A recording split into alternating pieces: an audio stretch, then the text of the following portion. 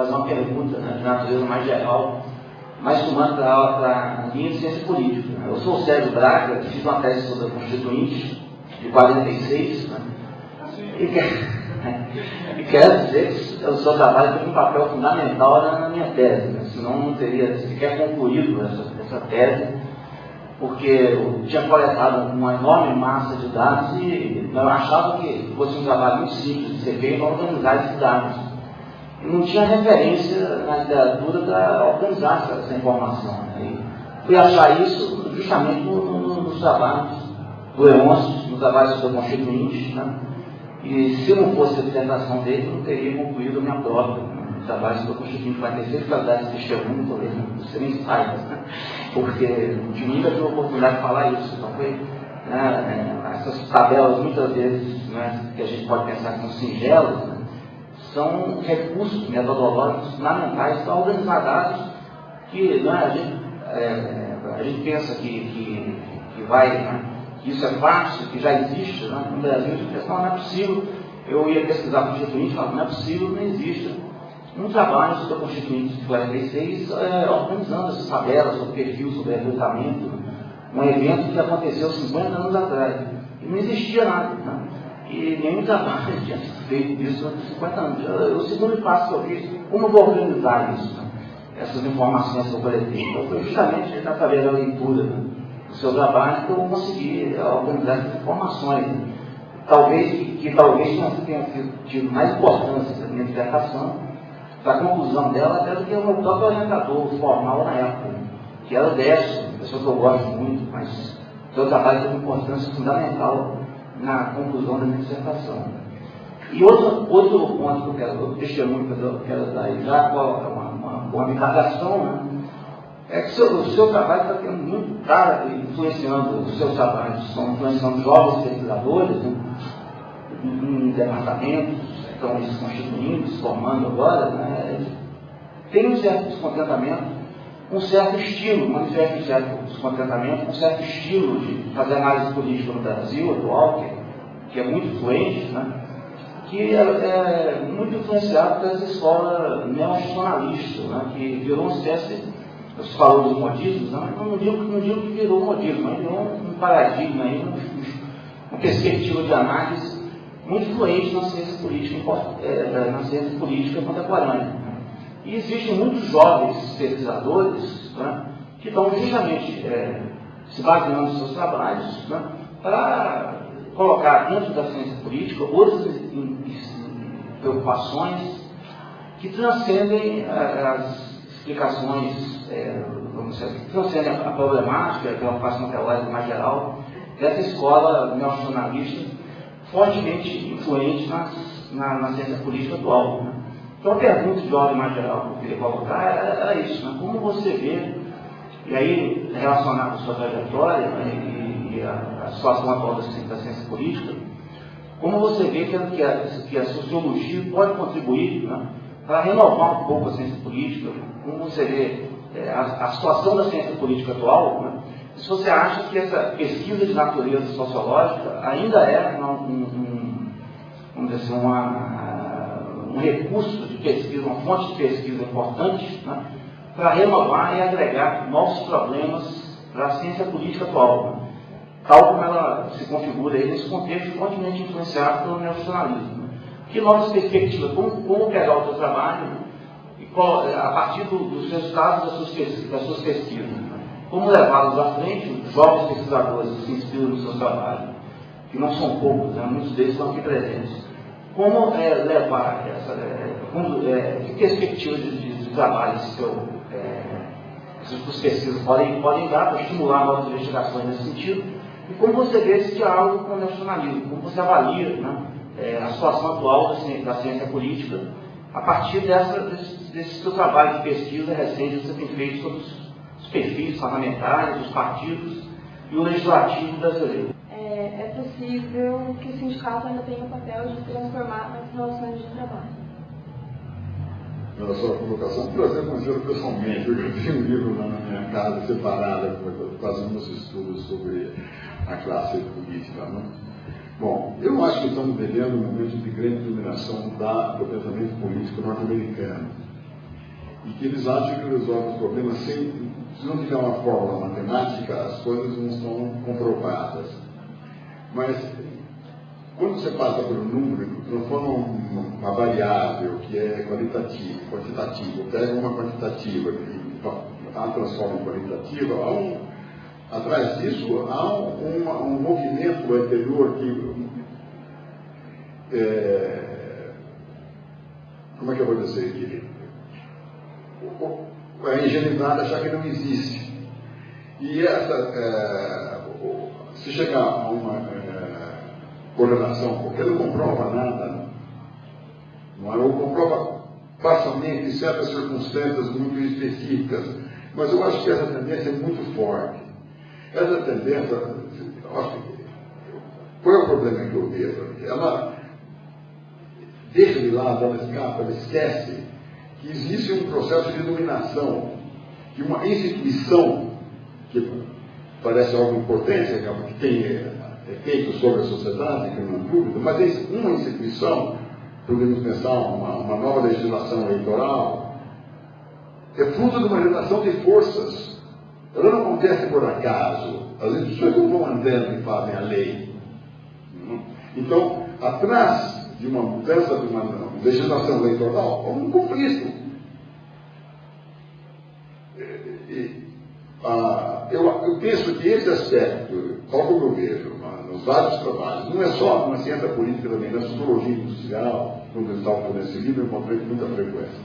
Depois vou dar um exemplo. Então, as correlações, eu entendo que são muito, as circunstâncias muito variadas e dependem de um fator concreto.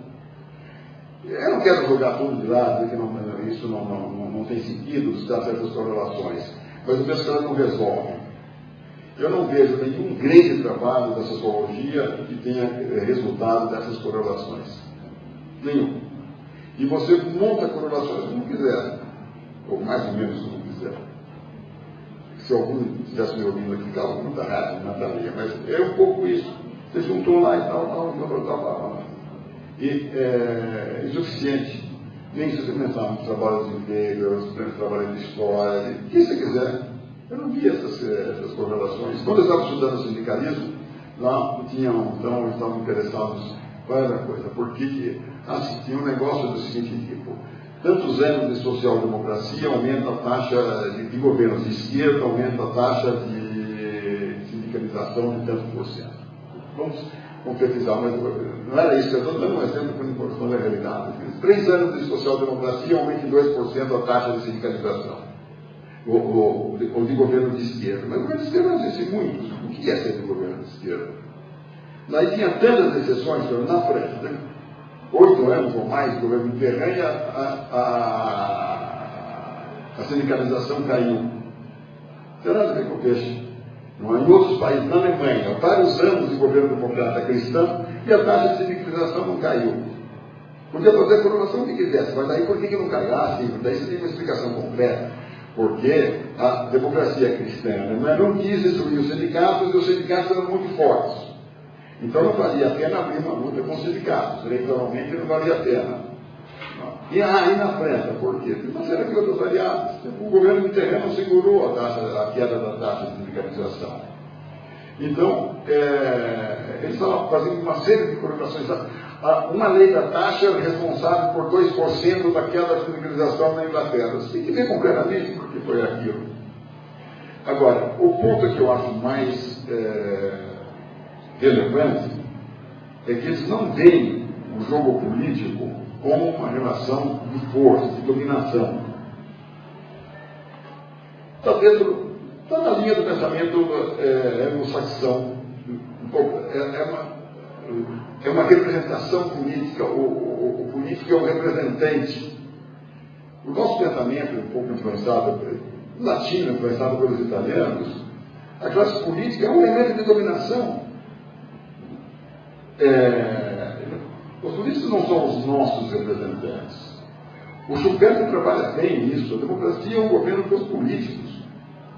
São eles que mobilizam os eleitores. Se reúne, se aproxima, faz um programa e leva e tenta ganhar os eleitores. E aí tem uma ligação com o Weber no mercado.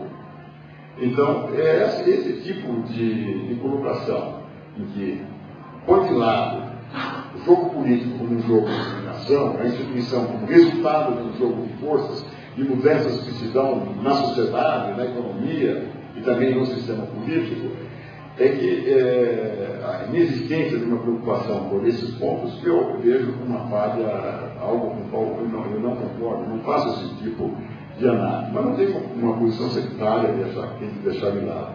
Eu não faço ciência política, eu faço uma sociologia política. Também não estou me colocando como um dono da verdade, esse é meu tipo de análise. Agora vou passar ao seu ponto. Olha, o sindicalismo, tal como eu vejo, é uma instituição declinante. Depois de ter sido uma instituição mais bem sucedida, uma das instituições de massa, organizações de massa mais bem sucedidas da história, o sindicalismo declinou por uma série de transformações e eu penso que isso é irreversível. A parte do sindicalismo que se safou é o sindicalismo ligado ao Estado, aos funcionários públicos, o setor público que depende de coisas políticas. Agora, essa é uma colocação muito geral, nós teríamos que analisar em cada país concretamente. Por exemplo, no caso do Brasil, o Brasil tem uma longa tradição em que certas vantagens sociais, com certas mudanças sociais até profundas, a começar pelo final da escravidão, a república, etc., não implica uma mobilização de massas. A legislação do trabalho não foi fruto de uma pressão dos trabalhadores, foi uma pressão difusa, como muito. Agora, por exemplo, nesse momento de declínio do sindicalismo, as centrais sindicais vão adquirir um poder muito grande por uma medida legal. Que o governo vai dar 10% da parte do imposto que fica com ele. E isso vai pôr na mão das centrais sindicais um poder enorme, muito grande. Vai ter emprego, todo mundo, influência, muito dinheiro. E, além disso, há um esforço, há um projeto, não sei como é que está isso agora no Congresso, de comissões tripartites de empresários, governo e sindicalistas. Mas quem são os sindicalistas? São os diretores das centrais sindicais. Se isso vai passar, não é isso, provavelmente o empresariado, as outras centrais, outros grupos, mas as centrais, o governo foi muito ávido, todas vão ter uma opinião. Tanto é que algumas se fundiram para receber esse dinheiro. Houve alguma pressão, houve manifestações de massa em frente ao Congresso, não houve nada. Essa é uma tradição brasileira, pode acontecer. Nesse momento de declínio do movimento sindical no mundo inteiro, o nosso sindicalismo, que teve o seu poder de pressão diminuído enormemente, continua existindo. Por quê? Porque legalmente ele continua a existir. Nós temos uma tradição assim. Então, eu acho que eu seria um pouco cuidadoso, eu diria, de um modo geral, o sindicato é uma instituição afetada pela globalização. Se essas tendências continuarem, os sindicatos vão se enfraquecer. Não quer dizer que vão desaparecer, vão perder força. Não? Como os partidos estão vivendo crises também hoje. Bom, mas aí é preciso analisar cada situação nacional concreta. O Brasil tem essa tradição. As centrais sindicais foram aumentadas de poder por uma razão política, que foi a eleição do Lula. Eu penso mais ou menos assim.